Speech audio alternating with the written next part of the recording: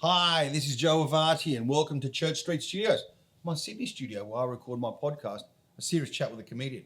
Well, my guest today was the PR agent for some of the biggest names, including Dr. John DiMartini and Miranda Kerr. She now runs her own business where she helps people transform their own personal brand. Let's go and meet her, Carlii Lyon.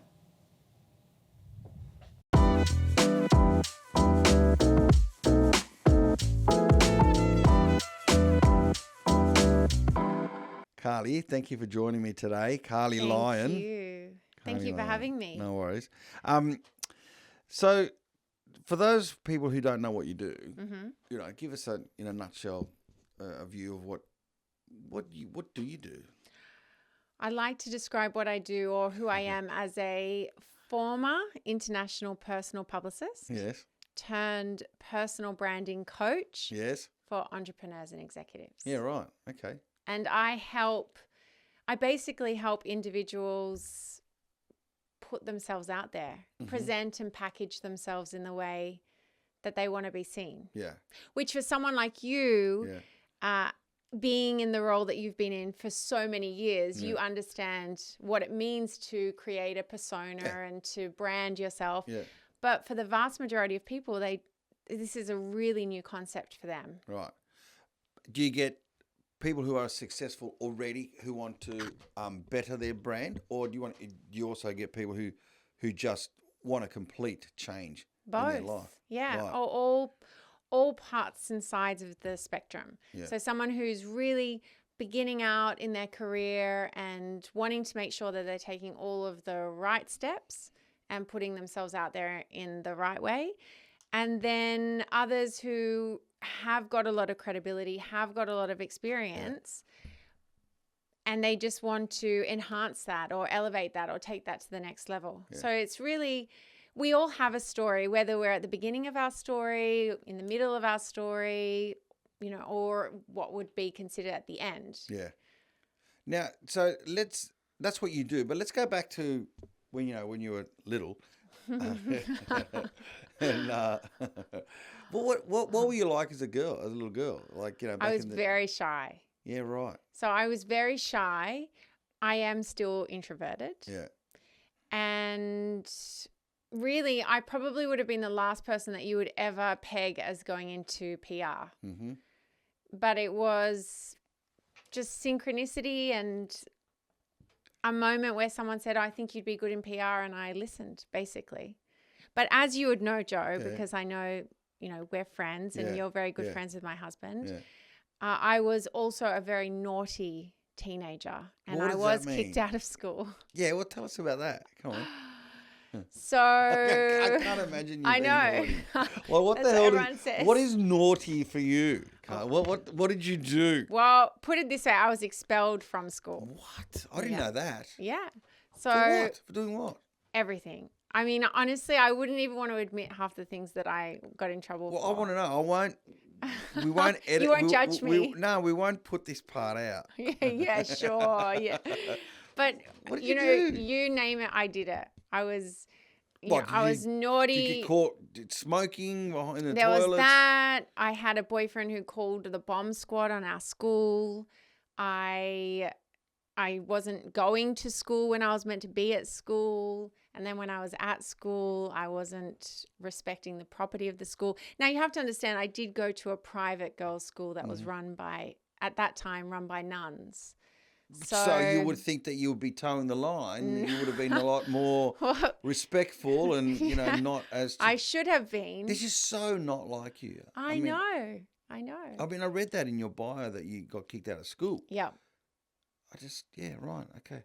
So you were was it rebellious? What were you rebelling against? I don't even know because again, you would know my parents are both really young. Yeah. They're both really outgoing. Yeah. My mum had me when she was 19. Yeah. She even admits to a time where she took me while I was still in the bassinet, took me to a party, put me under a table where I was sleeping while she was having fun and then walked out of the party and forgot me, only for the briefest of moments. But that was really to show how young and inexperienced she was. So my parents always gave me a lot of freedom. It was never about my parents. I honestly do not know. I was a rebel without a cause. Yeah. But it was one of the best things that ever happened to me, because getting kicked out of school meant that, my dad said, if you're not going to go to school, you have to go and work. Mm-hmm. So I became a hairdresser the next day. Yeah. And I think that's one, like waitressing, in those jobs where you have to speak to people all day. Yeah. That really helped me come out of my shell. Sure. Right. Yeah. Yeah. And so how old were you when you did that? 15. 15. Where'd you go from there? Because I want to know, I want the people watching to understand how you went from being a rebel without a cause, hairdressing, into PR, into what you do now.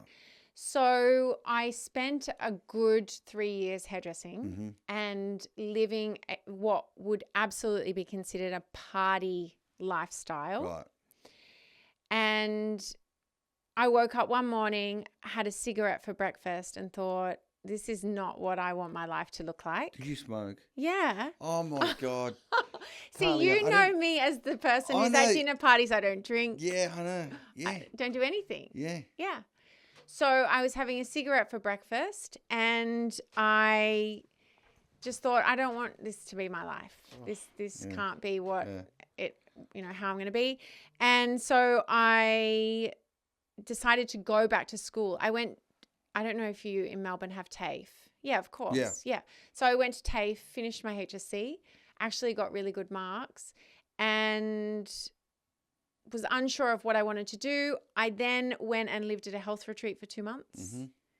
Completely, I went from being this party girl to aspiring health and wellness guru, which led to me being the person at a dinner party that doesn't drink or anything like that. And that's where I came across Dr. Demartini, who you spoke about. Yeah. And who I've interviewed. You've interviewed, excuse me. For this podcast, yeah. Yeah, and that's when I decided I wanted to get into the world of wellness, and through a whole series of conversations that led me to get into PR. Did you have any PR experience None. at all? So what made you think, okay, I can do this? Because obviously, being in PR, you got to start somewhere. You really have to have a lot of connections and a lot of relationships prior, with journalists and with editors and so on to get in there. Yes. How does that happen? Because, and we should say that you were the personal publicist for Miranda Kerr. Yes. So it's not like, you were just, you had your little publicity business. I mean, you were dealing with one of the top supermodels in the world. So how do you do that? So how I got into PR originally was I went to see Dr. Demartini speak. Yeah. In Australia? In Australia. Thought he was amazing. Yeah, I love him. Amazing. His work is incredible. Yeah. And at the end of his talk, I looked at his book and saw that his publisher was Hay House. Right. So in those days, you didn't email. I literally sent a copy of my CV to the publisher. Yeah. And a few weeks, months, I can't remember, later, I got a call from the managing director of Hay House. At the time, I didn't really question that, but he said, I'd like you to come in and see me. So his name is Leon Naxon. He's a mentor to this day. And I went in to see him, and he said, look, Carlii, I got your CV. I was cleaning out my things, my desk, because I was about to go on tour with another author. And I came across your CV, and I was just about to throw it in the bin. And at the time that I went to throw it in the bin, on the radio announcer said, here is Carlii. And so he thought, I've got to speak to this girl. I don't even know why. What, referring to what? What did it might have been Carly Simon was coming on, or okay, some think the announcer said something to do with Carly. Wow. So he saw that as a sign. Yeah. And called me, and through a conversation, because I said, I love Dr. Demartini. I want to work with you because of Dr. Demartini. Yeah. He said, I think you would be really good in PR, so go and study PR. So I went and studied PR. All right, so you studied it. Yep. Yeah. Okay. For only a few months, I called Leon and I said, I would still like to really work with you. I'm studying PR now. And he said, well, as it happens, Dr. Demartini's coming to town. Why don't you, I need someone to take him to 2GB radio interview. Yeah. Why don't you take him for me? Yeah. So, I mean, this is one of those cringe-worthy moments in my life, Joe. I got a black town car with a driver. Yeah. I went and picked him up. I was all dressed up, took him out for dinner. We went to this radio interview. You know what radio interviews are like. Everyone looks like they're wearing their pajamas, but I was like in black tie. Yeah. Then took him out for dinner and said, I want to be your publicist in Australia. And he said, well, I'm not really, Australia is such a small part of my business. I'm not looking for a publicist. Yeah. And I didn't listen, and I just started doing his publicity. Where's the cringeworthy part of it? Well, the cringeworthy part is the fact that I went and got a hire car. Like, I really made a really big deal. Well, I don't see that as cringeworthy. I know. That's you're doing what you have to. You're using a tool to show that that you're looking after someone. And especially someone coming from America, where that It's normal. I know here if I turn up to a venue in a limousine, that's like your anchor, Yeah. Whereas if in America you don't, It's true. they don't take it seriously. Yeah. So you were pandering to that kind of Yes. a vibe. Yes. So I don't see it as cringeworthy at all. Oh, But thank it's interesting that you do. Well, maybe I'll start Not thinking in the of it a slightest. different way. Not in the slightest. So you Well, start he was doing, obviously impressed. you well, start doing publicity for I just did it. Dr. DiMartini. But without him, Yeah. so he said, no, I'm not interested. And I just did it anyway. Yeah. And so I would just send him, oh, I've got this opportunity for you. I set up this talk for him. Like, I was doing all of these things. Yeah. So much so that he couldn't ignore me. Mm-hmm. And I don't know the timelines. 3 to 6 months later, he was like, oh, obviously I have to hire this girl. Yeah. And I became his international publicist. Yeah. And for those people watching who don't know who Dr. DiMartini is, just DiMartini, just give us a quick 20-second grab of what he does and who he was and who he is. He's a global speaker and a human behavioral specialist. Yeah. And the centerpiece of his work is a thing called the DiMartini method. And his work is just incredible. It's all really about... Well, he was on The Secret, right? He was on The Secret. Yeah. During our time together, he was on The Secret. It's really about personal development, about understanding who you are and bettering yourself. Yeah. So how does that then lead to you becoming Miranda's personal publicist? So John became my first PR client, and I dropped out of PR college or communications college because I then went on to get several other clients. So I just started building my business off the back of that. He was obviously a great client to have straight off. And you asked me, one of his questions to me was, well, Carlii, do you actually have the contacts? Yeah. Because like most people do understand. And I said yes, but I didn't. I just knew I would do everything to get the contacts. Yeah. So I was doing this PR. I was specializing in wellness. I was working with all these incredible speakers, authors, healthcare practitioners. And at the time, my brother, who is a model, was dating a model called Miranda Kerr. Right, of course. Yeah. So Jay was going out with Miranda Kerr. Yes, brother Jay. They were living together. And he was a Calvin Klein model, wasn't he? I'm not sure Calvin Klein. He did campaigns for a lot of high-profile brands. So what was funny is Miranda just had started walking for Victoria's Secret, but she wasn't an angel. So she wasn't considered one of their names yet. Yeah. And I said to her, "Oh my God, this is such a big opportunity. You really need to be PRing this, and your agency's not doing it. Yeah. So you know what? I'll do you a favor and I'll just do it for you." Right. And that then, of course, turned into a decade-long working relationship, which went well beyond doing a favor. Yeah. And of course, it was never expected. I never wanted to get into fashion and celebrity. That was never my intention. But I think what kept Miranda and I working together for as long as we did was that passion with wellness. Yeah. Because as you know, her name is synonymous with wellness. And I believe that's why she then wanted to work with me as well. Yeah, right. And you actually lived in New York, didn't you? Yes. Yeah. Yeah, I lived there, not for long. I was going back and forward a lot. Yeah. And traveling a lot, but it was 2 years that I lived there. Yeah. So not long. What happens after that? How do you go from that to then you wanted to start your own brand because you had the kids, Yeah. and then you've started this brand, Yes. this business, about, growing someone's personal brand. Why do you think that you have what it takes to be able to, why should I listen to you? What, if I want to build my brand, what cred do you have, that I should listen to you? I mean, you present well, you're very classy, and you got nice hair. And, Oh, thanks, Joe. So throughout my period in PR, so whilst I was representing Miranda, she was one of my clients, I was also representing a lot of other individuals. So I always specialized in individual branding. And aside from Miranda, there were speakers, New York Times bestselling authors. So that was my gig.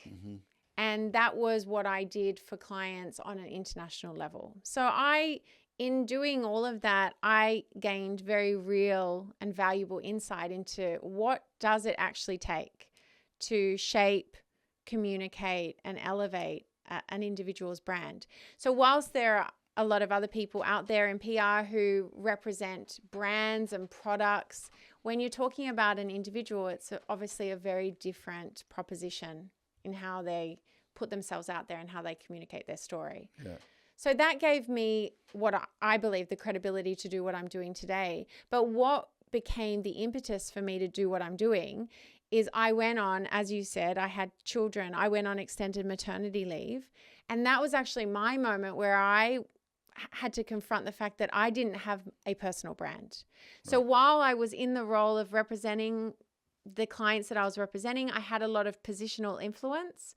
But the minute I went on extended maternity leave, I realized I didn't have any personal influence because I'd never done anything to shape my own personal brand. Right. Nobody knew who I was other than who I represented. Yeah.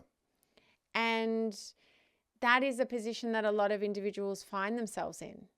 So I also understand the personal barriers and hurdles that actually stop a lot of people from even allowing themselves to go into the mindset of, I'm a brand, how do I put myself out there? That in itself is a tricky thing to navigate. What do you think is the biggest drawback for people to stop looking at themselves as a brand? Because a lot of people don't really do that, do they? No. They don't look at themselves, each individual is a brand. You're yes. Everything, the way you behave, what you wear, yeah, the way, the words you choose, they all reflect on you. Talk a little bit about that. As you said, or, initially your first question was what would be the things that are holding people back from going there and allowing themselves to think of themselves as that. I think we all, and I know that this is the case, having spoken now literally around the world about personal branding and consulted to individuals on all different levels of their career. Nobody that I've spoken to, and I've worked with a lady who worked at NASA, and she was the only person on the planet that does what she does, and she still didn't feel like her story mattered, like anyone would be interested. Other than the narcissists out there, and that's a small percentage of people, most people, because we live in our story, we don't have the objectivity to see why other people would find our story interesting, why people would want to know about us. So that's the biggest hurdle. That's the biggest reason why most people stay behind the scenes and they don't put any effort into actually shaping their personal brand, because they just don't think, who am I? Nobody cares. I don't matter. They just come from that position of not thinking they're memorable or that it matters. Right. So how do we start? So someone comes to you. Yeah. What's the first thing you do? The first thing is assessing where they actually want to go. So what is the actual goal and who do they want to speak to, or who do they want to be seen by? So this doesn't mean, and I'm definitely not working with people who only want to be global celebrities. These are people who might just want to be known in their company, or they might just want to be known in their community or their industry. So first of all, it's assessing and understanding, where do you actually want to go? Like, where do you want to be in 3 to 5 years? And who do you want to know you? And what do you want to stand for? So getting that piece of the puzzle in place first, and then taking a really honest look at where you are now So how are you actually communicating? How are you presenting yourself? What are you putting out there? And what are you doing to connect with the people that you want to know? And then for each and every person, it's different. The next steps are always different. So once we've determined where they want to go, where they are now, it's okay, well, what things do we need to put in place to start communicating, and where do we want to be communicating who you are? Well, look, sometimes I think that people can actually see that some of their close friends or some of their family have certain, brand issues, or the kind of vibe that they give off, or the look that they give off. Other people can see that and go, that's not right. How do you navigate telling somebody that? How do you tell somebody, you need to... We had a guest on earlier, and she was on Australian Idol, and they told her in front of 500,000 people watching, you need to shape your eyebrows. Everyone here is watching going, your eyebrows suck, right? That's so nasty. Yeah, but she went away and did it, and she changed herself. Yeah. How do you navigate that? How do you tell someone, Nick, you need to change the way you look, you need to lose weight, you need to bulk up, whatever it is that someone needs to do that they don't really necessarily want to hear? Yeah. Look, it depends how receptive they are, and if how they're showing up is in direct conflict with how they want to be showing up and where they want, because your perspective of how someone should show up is not necessarily right. If the way they're showing up is serving them in their life, then that's how they should be showing up. And the reason I say that is what I tend to find is friends and family, well-meaning friends and family, can often actually be the biggest hurdle that people face with their personal branding. Right. Because friends and family will always know you as one way. Yeah. But who you are out in the world and in your, let's say, your career is actually different. So they will look at how you're putting yourself out there and they'll think, but that's not really you. That's not the Joe that I know at a dinner party or the Joe that I know behind closed doors. Yeah. But of course, that's not so you have to be careful with who's giving giving the advice. Yeah. Firstly, excuse me. But when it's something that they're doing that's really standing in the way of them getting to where they want to go, this is a conversation that I'm having with my clients all the time. Like I only just this morning had a session with a client, and the way that he was presenting, the way that he was talking, every third word was and I had to be, and he was completely unaware of that. Yeah. And it is a hard conversation to have because it makes people sometimes feel a little bit uncomfortable, but it can often be the thing that they need to hear. And no one had ever told him that was a tick that he had, or that that was something that was really holding him back. Yeah. So if what are the top 5 things, key elements that someone needs to look at when they're rebranding themselves? So you got your visual identity. Yeah.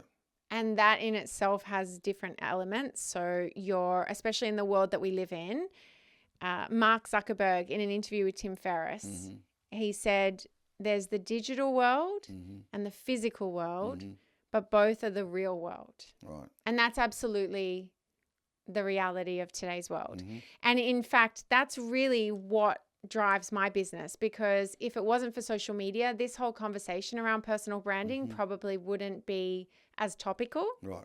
Well, I was going to ask you about that. So that's I'm glad you brought that up. Yeah, social media has been the real thing that's made people question, well, who am I? What do I stand for? And how am I presenting myself? Because let's delve into that then now.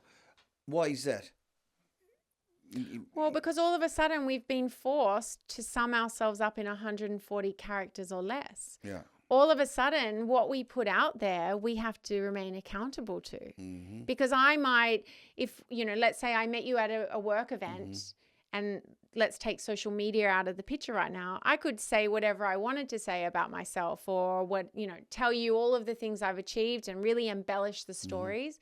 But I might reconsider or think very carefully about what I'm telling you if I was telling you via a LinkedIn post or an Instagram post, because all of a sudden I'm completely accountable to that. Yeah. So, okay. So that's one thing.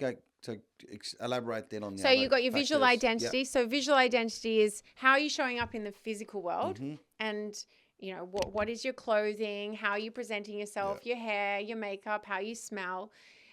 Although that's not visual, but that's part of it.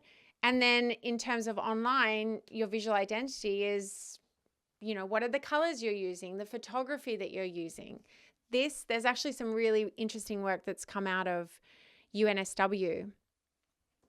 There's a gentleman by the name of Dr. David White who runs the Face Lab in UNSW, and he did a study. And basically, I'm paraphrasing here, he basically said, your profile image will have a dramatic impact on the opportunities you're offered, the jobs you get, the people that want to date you, the people who want to be friends with you, the people who want to connect with you. So this is part of that visual identity piece in the digital world. Yeah. Okay. So you've got your visual identity, and then you've also got the storyline, your bio. What are you presenting? What are you communicating about your story? Right. And so you help people then shape those elements. Like give me an example of someone who's come in that really had a big change and impact. What have you done there? Oh, that's a big question to ask. There's so many people that come to mind. So let me think of an example. So I've got a gentleman who's the managing director of a large wellness company. Yeah. It's a multinational brand. And what we've done with him, we've reassessed all of his visual identity. We've helped him shape the narrative of his story. Mm-hmm. So even though he's at the top level of a company, he's never done that throughout his whole career. Actually thought, well, what do I stand for as a leader? What is my story? And we're helping him, or I'm helping him, communicate better. Right. In a way that has real presence. Yeah. And so some of the people that you've helped, do you end up being, is it a constant consultation? Is it a one-off? How does it work? Do you end up being like a mentor to them? Well, I'm not sure if I'd like to call it a coach more than a mentor. Right. And absolutely, there are clients that we've been working together for a long period of time, and we will check in once a month to see what they're up to and what they're doing. Personal branding and putting yourself out there tends to be an area of life that people just put to the side and think, oh, I don't need to worry about that now. I'm too busy. And it tends to be something that they think about when they're going through a life change, when they want a new job, or they've just sold their business and they have to reassess where they're at, or they're dating. So they have to think of what their Tinder profile looks like. Yeah. So that ongoing coaching makes them accountable, makes them think about it constantly, which I think is important. Yeah. And what about you in your own life? Who did you look up to? Who helped shape you to become who you are today now? Oh, there's been different people in different areas of my life. Dr. DeMartini has had a huge impact on me and the way that I just approach life. Yeah. Leon Naxon has been one of the biggest influences in my life and in my career. And then on a personal level, there's lots of friends and family in different ways. Yeah. They shape me. Yeah. But I would say, when I really think about it, it's those two men that helped shape me in a lot of ways. Yeah. Tell us about what happened in New York with the Gypsy Kings. I knew you would ask about this. So this was one of my greatest life lessons. Yeah. So when I was living in New York, and it wasn't a life lesson until much later. Yeah. So I was living in New York, and there was all this noise coming from the apartment above us. At the time I was living with Jay and another model that he was friends with. What's that? Wait, another male model? Yes. So what's it like living with two male models? Oh my God. Well, of course, one being my brother. Yeah. So there was a moment where I came home. I'd been out for dinner with a friend, and I came home and there were 6 ballerinas in my lounge room. Doing what? But just doing ballet moves while they were all just sitting there and listening to music. So you can imagine they were showing off their goods. Yeah, right. To these two gorgeous, boys who I saw as little brothers to me. Yeah, right. But it was a lot of fun. Yeah. It was a lot of fun. So, yes, living with two models in New York, male models, was definitely interesting. So go back, sorry. Okay, Yes, so there tell was us all the this story about- noise happening, and Adam, who was one of my flatmates, came over and he was like, the Gypsy Kings are playing upstairs. Do you want to come up and watch them? And I love the Gypsy Kings. These things happen in New York. Yeah, they do. As you would know. Yeah. So I go up, and at that time I was in my late 20s, and I remember standing there and I didn't dance because I was too embarrassed. Like, here we were in this private apartment, a small group of people, and there was people dancing and having a lot of fun, and I didn't dance. And I know it seems like a stupid thing to call a big life regret, but it is a moment I often think back to whenever I'm thinking, I'm too embarrassed to do something, or I'm too scared to do something. I remember that moment with the Gypsy Kings. Right. Because inevitably I will, in years to come, regret not doing the thing now. Yeah. Hope you're enjoying the podcast. We'll be right back straight after this ad break. Hi, this is Joe Avati, and I am very proud to say that I am now one of the brand ambassadors for Elite Supplements. One of the supplements I take every day is resveratrol, an anti-aging supplement. You know how they say that 1 glass a day of wine is good for you? It's because it's got resveratrol in it. But do you know how much wine you actually have to drink to get any benefit of it? 11 litres. Now, it doesn't take Einstein to figure out that if you're drinking 11 litres of wine a day, you ain't going to be around long enough to see any benefit. So make sure you get your supplements from Elite Supplements. Resveratrol worked for me. Look how young I look. And I'm 73. Hi everyone, I'd like to thank one of the sponsors of the podcast, St. Romeo, who provide great skincare products for men. I'm going to show you some of the products. St. Romeo Facial Cleanser, Rock and Roll Face Scrub. And if you had a rock and roll lifestyle, you're going to need a face scrub. This is their deep cleansing charcoal bar. How putting charcoal on your face cleans it, I've no idea, but it works. This is one of my favorites, the cucumber eye gel. Must be for vegans. And they've got heaps of stuff for your hair too. Shampoos, styling creams, and strong hold for your hair. Obviously, I don't need any of these. I'd like to thank St. Romeo for being one of the sponsors for the Joe Avati podcast.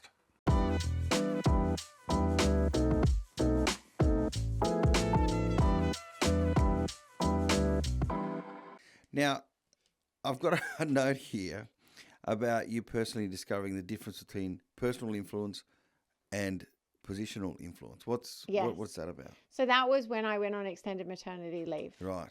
And realized that throughout my whole career up until that point, I was resting on the laurels of my clients. Mm-hmm. Because I felt like I was influential. Yeah. I felt like I had reached a certain level of success in my career. Yeah. But then the minute I went on extended maternity leave, it was a different reality. Yeah. And who do you look up to now, like in this space? You know, who are the people that really influence you now? The people who are making, some interesting comments and thought processes, and about not only just personal branding but wellness. I love the work of Michael Singer, The Untethered Soul. I don't know if you've read that, because I know you read a lot. Yeah, I do, yeah. Yeah, so his work is amazing. Mm-hmm. Seth Godin is a god to me from the perspective of creative and marketing. Who else in the area of wellness? It's funny that you asked that question right now, because coming up to the end of this year, the one and the goal for next year for me is actually because I'm such an avid reader, so I'm constantly consuming information around personal and professional development and wellness. My goal for 2023 is actually to start listening more to myself and to stop reading. So I'm actually going to stop reading in 2023 and start going more within. Yeah. So I can't think of anyone else right now. Yeah, because that's an interesting point you make, because I actually brought this up with Dr. DeMartini, because, he's read so many books. Yeah. 30,000 books or something. Yeah. He's so well read. At what point do you stop? Yeah. At what point do you say, well, I've read so many self-help books, I need to start putting it into practice. I need to start, getting comfortable with what I know and what I've learned. Yeah. 100%. Yeah. I know Judith Yes. Judith White was one of your mentors. Tell us about that and how she influenced you. Firstly, tell us a little bit more about Judith, because she was an amazing woman. She's no longer with us, unfortunately. Yes. But, tell us about her and then how she affected your life. So Judith is a pioneer in the world of aromatherapy. Mm-hmm. And I met Judith through Lyon.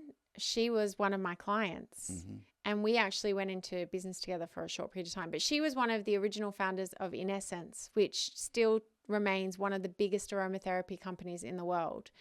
So I worked with her for quite a long time, or quite a while. And then our working relationship became a friendship. And she was, and I still consider her one of my best friends, even though she's not with us today. She passed away 4 years ago. And losing her was such a pivotal moment in my life. Obviously traumatic, as you would know, losing loved ones. Yeah. One of the gifts of losing someone you love is it really makes you reassess and think about your own life. And so for me, losing Judith helped me do just that. And that gave me the courage to, as an introvert, now I speak regularly. That these are things that if you had have told me I was doing them 4 years ago, I would never have believed you. But I give all the credit to Judith, because her passing made me realize, her and several other important people around the same time made me realize how fragile life is. And I think that's a big part of what inspires me to do the work that I'm doing, because even Judith, as an example, she had so much more she was going to do, so much more she wanted to give. And knowing that was all taken away from her unexpectedly, it just makes me really understand and realize how many amazing things are hidden within individuals who are too afraid to put themselves out there and to allow their voices to be heard, and to be brave enough to showcase their talents and just allow themselves to be seen. Again, for you being out there on stages, this is something that's second nature to you. But for a lot of other people, putting themselves out there and just, putting their name to their ideas, putting their face to the things that they care about, it's a really scary thing to do. But I hope in my own small way that I can encourage more people to do it. And that's really off the back of the experience losing Judith. Now, you did say that, you're out there and you're talking. What happens at one of your seminars? Because you do these kind of things. Tell us about that for people who are interested to know a little bit more about it. Well, there's a variety of different things that I do, but a lot of the work I do from a speaking perspective is now in the corporate arena. So I work with a lot of big brands and their teams, and it's sharing this message of having an individual recognize that that their brand matters, that their story matters, that how they present themselves matters, and I help them and present frameworks around that. What do you when you see kids today on social media and people on that? What is something that people are constantly doing which just really bugs you? That you see is going to lead to detrimental behaviour in not only kids but even adults, but through social media. Yeah. For me, the biggest thing, and I'm just about to write an article on this for Forbes, is what I call and what's known as the authenticity trap. Right. So the authenticity trap is this idea of, well, if I'm going to put myself out there, I've got to be authentic. And authentic for many people is, like I said before, who they are behind closed doors. So there's this need and want to divulge all of this personal information, these personal stories, these personal perspectives. And yet I don't believe, and this comes back to your point with the younger generation especially, that thought process of, well, what value are you actually adding to the audience that you're sharing this with? And if you haven't gone through that step process of thinking, well, is sharing this story actually going to add value to the audience? Or am I just doing it for the attention, for the likes? Because it's actually very easy to get attention and to get commentary. But the question is it actually for anything? Does it actually mean anything? Is it actually leading you or helping you get to where you want to go? So the problem that I see a lot of younger people make, and not just younger people, by the way, but they just feel like they have to put everything out there, but it's not purposeful. Yeah. I find that a lot of people will go to Paris to have a photo in front of the Eiffel Tower. Yes. Not because they actually want to see the Eiffel Tower. It's just to be able to say to their followers, I've been to Paris. Yeah. Look at me. Yeah. You know, and that's happening so much. Yeah. It's it's actually, it is, isn't it? And it's very scary, and you can't decipher, you know, who's there for, you know, for genuine reasons. Yep. You know? But it's so prevalent these days. It is. That it's almost normal. Yeah, it is. That people just have to do that. You know, I'm going to a restaurant not to enjoy. You know, so I see it. I see people taking pictures of food, and half the plate hasn't even been eaten. Yeah. You know, it's just to say that I was at this restaurant. Yeah. Where are we going with all that? Yeah. Where do you think we're going? Where? Well, again, I think that all of that, and look, I remember I was at a breakfast buffet in Bali, and it was exactly that. The lady or the couple next to us were just getting all of this food and creating all of these amazing flat lays. And then the food just sat there, and then they left and they didn't do anything with it. And to me, that's terrible. Where are we going with that? I don't know. I hope that mindfulness does come into play. I also hope, and I think people are starting to understand, doing it for a purpose and for a reason, and like I said, in a way that's adding value to your audience, is very different to just doing it because you think you should be doing it. Like you said, you know, when you go out to a restaurant, you feel like you should, or I'm not saying you, but I'm saying people might feel like they should be taking a picture just to share where they are. But really, like, why are you actually doing it? What are you actually trying to say? And look, I learn a lot from university students because I've spoken at universities previously, and their whole perspective on social media is very different. In what way? Well, it comes back to that idea that I said, Mark Zuckerberg saying that there's the physical world and the digital world, and both are the real world. They see social media as literally an extension of themselves. So that whole need and want to be taking pictures and to document every single thing that they're doing is an extension of them in real life. And I don't know, I can't say where that's going to go, to be honest. But it is a little bit scary. Yeah. And where are you headed, And a time Carlii? waster. Yeah, it is a time waster. It's Where are a you time headed? waster. Where are you headed with your career? Where do you want to go next? What do you want to achieve? I just want to keep doing what I'm doing and do more of it and speak to more audiences and more people. Are you finding that, you know, the kind of people that come to you, are they skewed? Are they skewed to a particular, you know, more male, more female, certain age bracket? Who really wants to, you know, rebrand themselves? And how much more popular is it becoming? Oh, it's becoming much more popular. And like I said, it has everything to do with social media, because it's the thing that is forcing us to really question, how am I showing up and what am I saying about myself? I tend to work with high achieving women over 40. Right.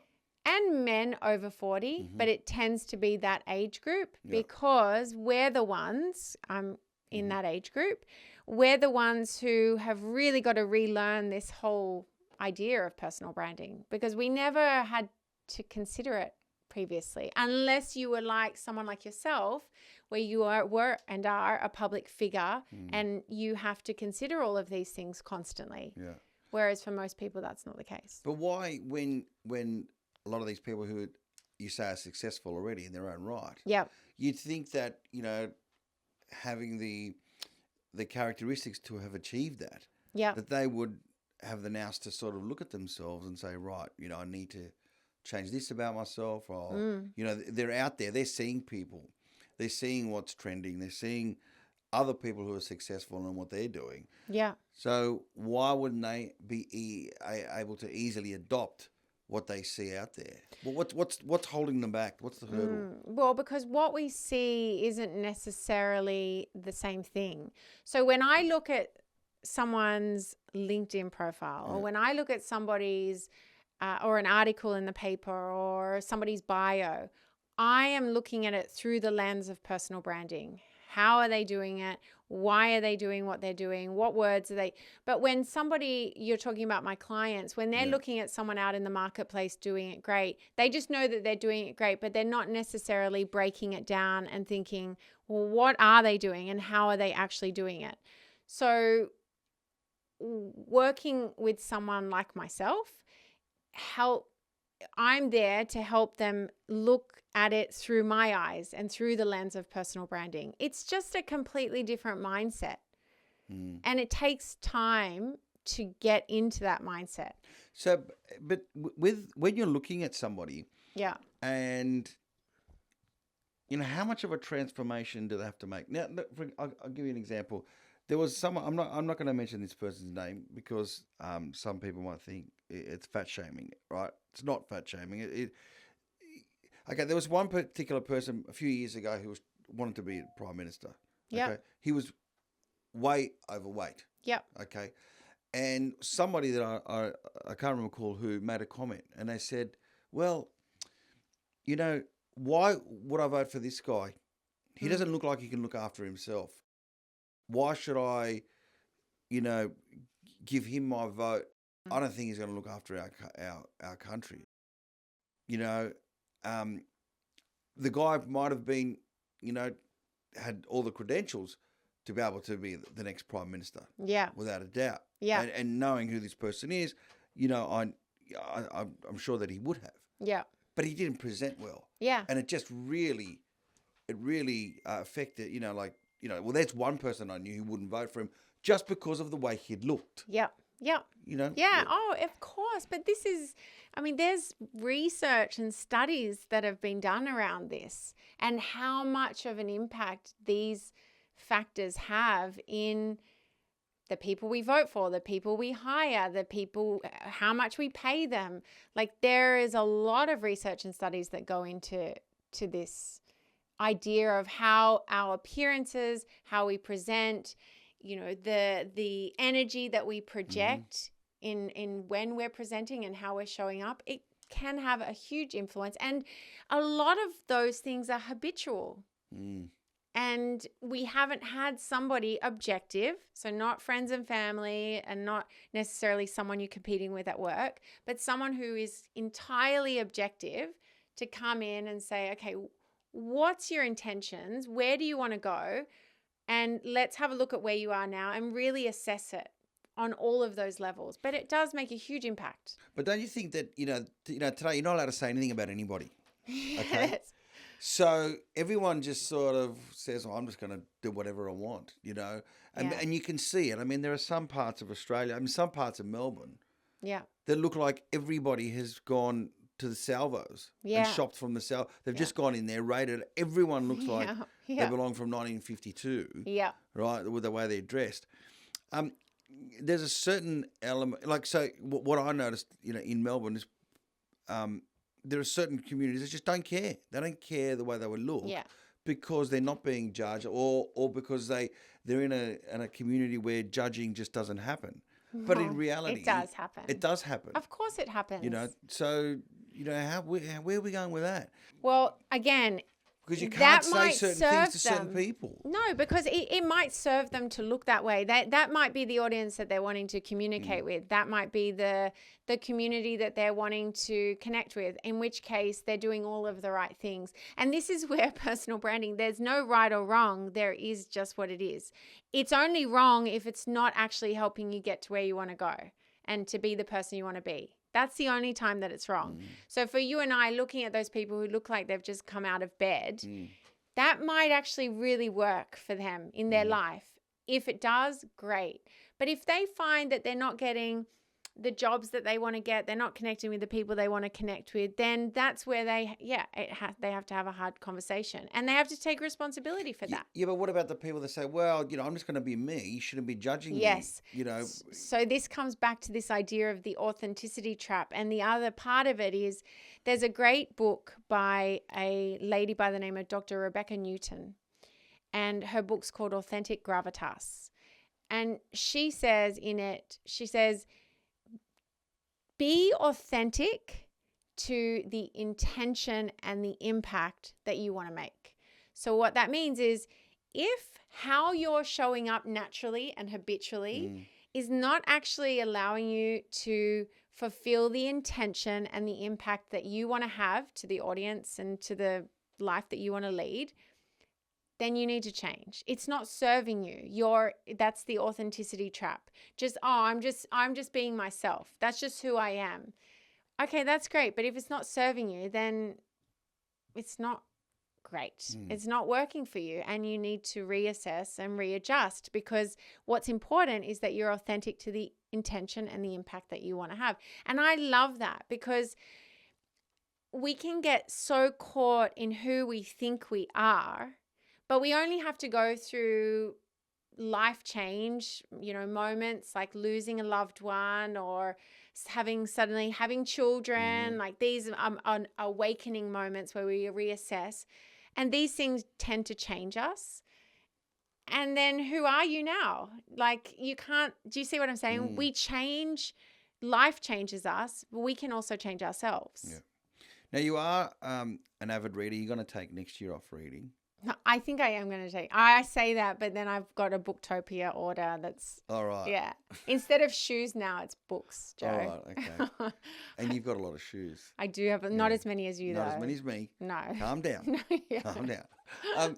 So someone listening out there who, wants to have a good go at changing their life around, turning their life around, turning the way they look around, they want to get, they want their image to match where they want to end up, their purpose.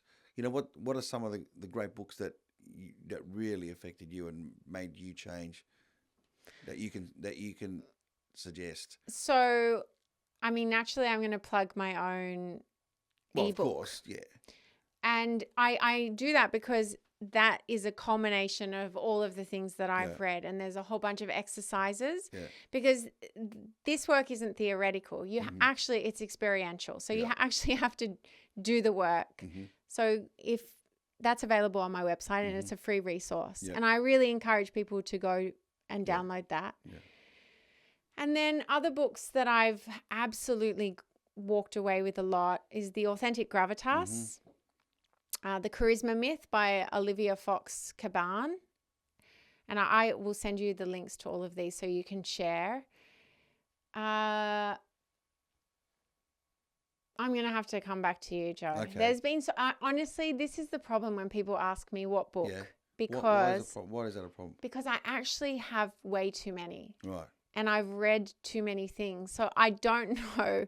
It's like I've got this melting pot of information from all these different books. Yeah. And I can't say that one in particular has been the biggest, determining factor. It's always the one that I've recently read. Influence by Robert Cialdini is another one. Range by David Epstein. The Magic of Thinking Big by David Schwartz. I mean, there's just so many. Yeah. I'm one of those people, when you talk to me about anything, I will prescribe about 5 books to read. Yeah. But you can't put me on the spot like this, Joe. Because well, I just did. I know you did. And there was a little bit of dead air as you did this. And I'm not sure what we're going to put there when we do that little edit. I think what we'll do there is we'll insert a picture of your Yeah. ebook, and Exactly. then we'll Thank get you. there. Thank you. What? Two more questions, Yeah. because I know you're really into health and wellness. What is something that you ingest, that you consume, that you never thought you would, but you really enjoy it, and it's changed your well-being, the way you think, clarity. That I ingest? Yeah. Olive leaf extract. Yeah, right. Okay. So that would be the ingestibles. Mm-hmm. The physical is yoga and walking. Yeah, right. Well, that's my next question: is what do you do every day to keep motivated, to get out of bed, Yeah. be excited to get out of bed, and Yeah. I know you got kids, and you got to, you've Got got a to new take them parrot. to school, and a new parrot. I can't believe you guys got a parrot. I got a parrot named Muffin. Muffin. Yeah. And a dog named Luigi. And Luigi, yeah. Yeah. So I have a full house I haven't of boys. met Muffin yet, but I will. I know Luigi. Yeah, you will. Yes. But it's walking in nature for me. Yeah. And meditating. Yeah. Carlii Lyon, thank you very much for joining Joe me on my podcast. Thank you. And I'm glad that you're on here, and because I think people need to know that that they can change themselves, and there's nothing wrong with it. Yeah, and of then course. that's the way, if you want to get somewhere, you not only got to work hard, but you got to look good, and you got to present well. Yeah, absolutely. Thank you for having me. All right, thank you.